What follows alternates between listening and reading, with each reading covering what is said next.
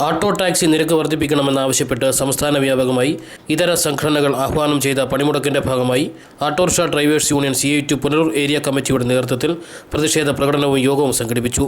CPM area committee ഓഫീസിൽ നിന്നും ആരംഭിച്ച പ്രകടനം ടൗൺ ചുറ്റി ചന്തമുക്കിൽ സമാപിച്ചു.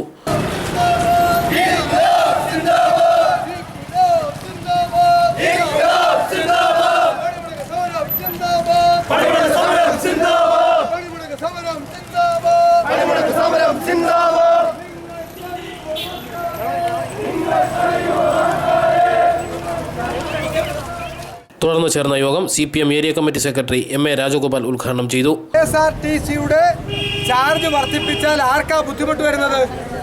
ജനങ്ങൾക്കാണ് ബുദ്ധിമുട്ട് വരുന്നത് എന്ന് മാത്രമല്ല, ഡീസൽ പെട്രോൾ വില വർധനത്തിന്റെ ഭാഗമായി KSRTCയുടെ നിരക്ക് കേരളത്തിൽ 35% വർദ്ധിപ്പിച്ചു. ഇന്ന് നിങ്ങൾക്കറിയാമോ, ഇന്ത്യ മഹാരാജ്യത്ത് ഏറ്റവും കൂടുതൽ ബസ് കൂലി വാങ്ങിക്കുന്നത് KSRTC ആണ്. ഉമ്മൻചാണ്ടിയുടെ ശിവകുമാറിന്റെ KSRTC ആണ്.